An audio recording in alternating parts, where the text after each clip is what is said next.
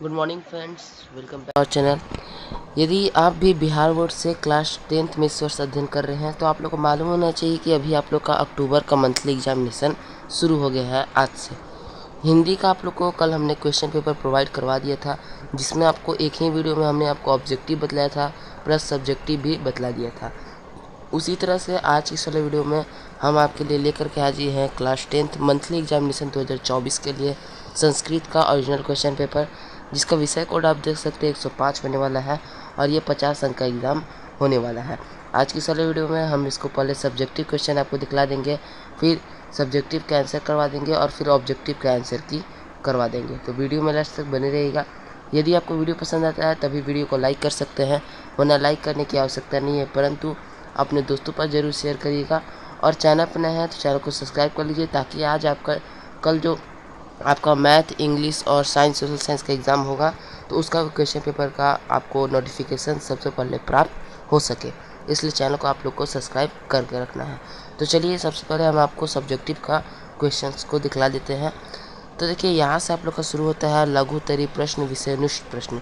इसमें आप लोग देख सकते हैं कुल 10 प्रश्न हैं, जिसमें से 5 का उत्तर देना है। प्रत्येक के लिए 2 अंक आपको मिलता है। तो पहला है आपका क्वेश्चन कि आर्य समाज की संस्था का क्या उद्देश्य था। तो ये आपके स्वामी दयानंद पाठ से लिया गया है।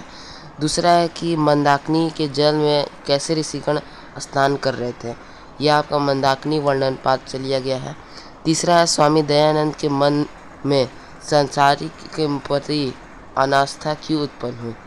उसका चौथा है रात्रि जागरण में मूल शंकर कहाँ गए थे। मूल शंकर यानी कि स्वामी दयानंद सरस्वती का ही बचपन का नाम था मूल शंकर। पांचवा है स्वामी दयानंद सरस्वती का जन्म कहाँ हुआ था। लगभग प्रश्न 2 या 3 चैप्टर से लिए गए हैं। एक थे मंदाकिनी वर्णन चैप्टर और एक थे आप लोग का स्वामी दयानंद चैप्टर। अगले प्रश्न की हम लोग बात करते हैं। प्रश्न संख्या 6 है कि कैसे समाज का तस्तीर का धर्मांतरण दूसरे धर्म से किए गया। सातवां है मंदाकिनी नदी किस पर्वत से बहती है। तो ये सब बहुत सिंपल प्रश्न है। मंदाकिनी नदी चित्रकूट पर्वत से बहती है। आठवां है कि राम मंदाकिनी किसे दिखा रहे हैं। तो राम सीता को मंदाकिनी दिखा रहे हैं। नौवां बूढ़े बाघ ने पथी को कैसे मारा। तो बूढ़े बाघ ने पथी को लोभ दे करके मारा, सोने का लोभ दे करके मारा। और आपका अंतिम प्रश्न है कि अनिष्ट से इष्ट की प्रति परिणाम क्या होगा। तो देखिए, यह कुल थे आपके कुल 10 प्रश्न आपके लघुत्तरी प्रश्न, जिसमें 5 का उत्तर देना है। आगे आपको उत्तर हम लोग दिखाएंगे, उससे पहले आपको दीर्घोत्तरी प्रश्न दिखला देते हैं। तो देखिए, यहाँ आप लोग का दीर्घोत्तरी प्रश्न संख्या 1 से 5 तक दीर्घोत्तरी है, जिसमें 3 का उत्तर आप लोग को देना है। प्रत्येक के लिए 5 अंक निर्धारित किया गया है। पहला है कि आधुनिक शिक्षा के लिए स्वामी दयानंद के अनुयायियों ने क्या किया। दूसरा है पाटलिपुत्र विषय पर 7 वाक्यों में संस्कृत में अनुच्छेद लिखना है। तो उसके बाद आपका तीसरा है कि पठित पाठ में किसी एक पद पर शुद्ध अर्थ सहित निबंध लिखना है। चौथा है समास किसे कहते हैं और इनके मुख्य भेदों को सह उदाहरण लिखें। अंतिम प्रश्न है कि निर्धन छात्र कोष में पैसा प्राप्त करने के लिए प्रधानाध्यापक को संस्कृत में पत्र लिखना है। तो इस प्रकार से हमने आपको पूरे सब्जेक्टिव का क्वेश्चन दिखला दिया है। अब चलिए सब्जेक्टिव के आंसर की ओर आपको ले चलते हैं। तो देखिए, यहाँ से आप लोग का सब्जेक्टिव का आंसर पूरा का पूरा शुरू होता है। चलिए अब इसको बारी बारी से आपको बतलाते हैं। तो देखिए, पहला आपका क्वेश्चन था कि आर्य समाज की स्थापना का उद्देश्य क्या था। तो उसका उत्तर हो जाएगा कि आर्य समाज का उद्देश्य संसार से अज्ञानता, गरीबी, अन्याय को मिटाना था। इसलिए इसे प्राप्त करने के लिए उन्होंने आर्य समाज को दंड सिद्धांत स्थापित किया। इस प्रकार से आप लिख सकते हैं। उद्देश्य आपसे पूछ रहा था तो आप अज्ञानता, गरीबी और अन्याय को मिटाना था, आप लिख सकते हैं। अगले प्रश्न की बात करते हैं। देखिए, यदि आपको प्रश्न का उत्तर समझ में नहीं आया तो, लेकिन आपको तो क्वेश्चन से मतलब है, हम क्वेश्चन दे रहे हैं, आप उसी क्वेश्चन के अकॉर्डिंग आप आंसर लिख लीजिएगा। यदि आपको आता होगा, नहीं आता होगा तो यह भी आंसर आपके एग्ज़ाम के लिए सही है। तो निकला था कि अगला प्रश्न है कि मंदाकिनी नदी में कैसे ऋषिगण स्नान कर गए थे। तो मंदाकिनी नदी में स्नान करने के लिए ब्रह्मा, विष्णु, महेश स्वयं चल कर रहे थे। फिर तीसरा है आपका कि शिव की मूर्ति पर इन्होंने तीसरा आपका क्वेश्चन था कि मूर्ति पूजन से स्वामी दयानंद सरस्वती का विश्वास कैसे टूट गया था। तो शिव के मूर्ति पर एक चूहा देख लिए थे और उनके मन में एक तरह का प्रश्न उठने लगा था कि शंकर भगवान यदि वास्तविक रूप से भगवान है तो उनके ऊपर चूहा कैसे चढ़ सकता है।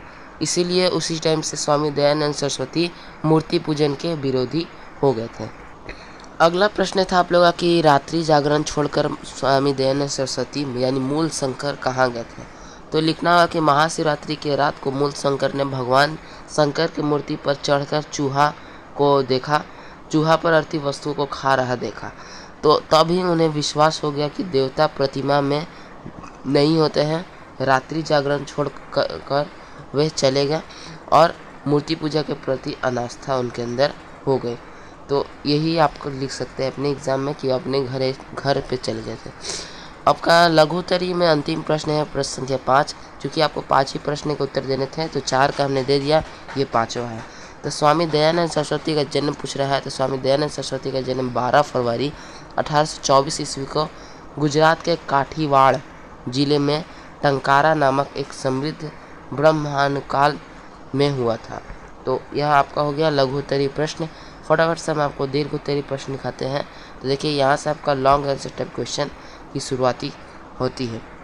तो देखिए इसमें पहला आपका जो प्रश्न था लॉन्ग आंसर टाइप क्वेश्चन में पूछ रहा था कि शिक्षा आधुनिक शिक्षा को प्रसार के लिए स्वामी दयानंद के अनुयायियों ने क्या किया। तो दयानंद जी ने स्वैधानिक शिक्षा का प्रतिपादन किया था। उन्होंने कहा कि माता पिता तथा राज्य के लिए यह आवश्यक है कि सभी को अनिवार्य रूप से शिक्षित किया जाए, ताकि वेदों का अध्ययन कर उन्हें अनुकूल आचरण एवं दूसरों के द्वारा दी गई व्याख्या को बनाने में बाध्य ना हो। यह आप उत्तर लिख सकते हैं। अगले प्रश्न की बात करते हैं। तो अगला प्रश्न आप लोग से पूछा था पाटलिपुत्र के बारे में, आप लोग को संस्कृत में वाक्य लिखना था। तो यह हमला है, आप वीडियो पॉज करके लिख सकते हैं। इससे बेहतरीन आपको मिलता है तो आप वह भी लिख सकते हैं। ज़रूरी नहीं है कि आपको यही उत्तर लिखना है, लेकिन यह भी उत्तर चलेगा आपका, तो आप लिख लीजिए इतना। अब हम बढ़ते हैं अंतिम प्रश्न की ओर। प्रश्न संख्या आप लोग का है 13।